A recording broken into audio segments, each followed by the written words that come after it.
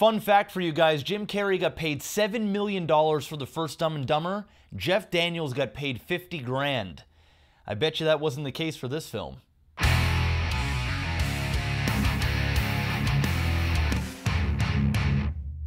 Alright guys, after 20 years, we finally have a sequel to Dumb and Dumber 2. T-O, not T-W-O or T-O-O or T-E-W, just T-O, 2.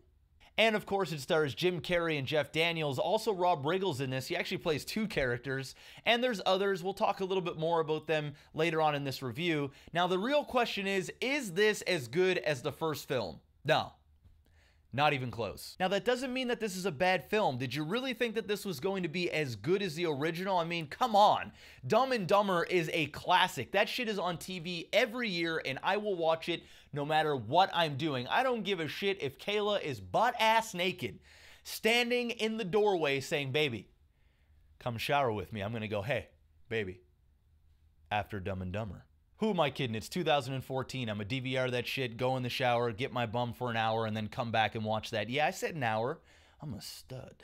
I have to say, I was all smiles to see Harry and Lloyd back at it again, doing some Dumb and Dumber shit, and it just felt good to see these characters, Jeff Daniels, Jim Carrey, they own it. Their chemistry is perfect. Their physical comedy is just on point, and without that, I mean, this film would really suck. They really sell, and I have to say, the jokes in this are pretty bad, but their physical comedy really make up for the lack in writing in this. And you would think that after 20 years, that if Jim Carrey and Jeff Daniels would come back and do this film, that they would have something really special. Unfortunately, this film in general is very lackluster, but it has so much nostalgic value that it's still worth seeing.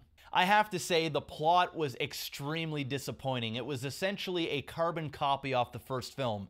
And I literally mean that. They're chasing a chick, there's a possible romantic interest, they have to deliver a package, they don't know what's in it, there's these bad guys that are after this package and they want to stop them, but these guys are so dumb that they don't actually know what's going on. They don't know when they're about to, you know, get shanked by these bad guys, and they just get out of harm's way out of pure stupidity. I mean, it is literally the same thing. Also, that chick from The Walking Dead that everybody hates is in this. She plays one of the villains, and it's just, she's not good at all. It's almost like a Home Alone villain, and not even from the good Home Alones, like that kind of cartoonish villain bad. So at this point, you're probably wondering, is this movie even funny? Yes, it's extremely funny at times. Some of the funniest stuff I've seen all year, hands down. The problem is, this movie is surrounded by terrible jokes.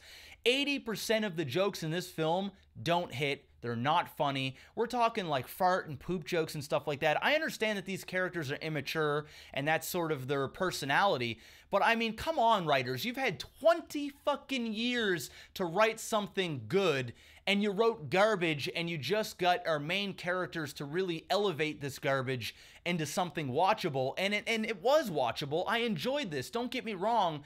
But some of the jokes were, a lot of the jokes were really cringeworthy, and like you laugh at them because you feel like you have to. It's almost like pity laughs, and those are the worst. It's like, and you like look at the person next to you to see if they're laughing, and they're not laughing. Now, the worst part about this film by far is this actress right here, if you even want to call her that. I'm going to call her model on screen because she can't act for shit. She can't do comedy. It's not her thing. I have no idea who cast her in this film, but they gone fucked up something fierce. You put her up against Jim Carrey, Jeff Daniels, or Rob Riggle on screen at the same time, she comes off like an absolute amateur. She can't do comedy. She's not funny. None of her jokes work. Her character's supposed to be funny. It was just awkward. It was cringeworthy. I couldn't even give her a pity laugh. It was that bad. Overall, I know I was pretty hard on this movie at some points, but I'm sure you're going to agree with me on a lot of them. I will say, though, for the nostalgic value in seeing these characters back in action and seeing some other characters from the first film as well, this is still definitely worth watching. I got some really, really solid laughs that was worth the ticket price. I'm going to go ahead and give this a not bad .jpeg.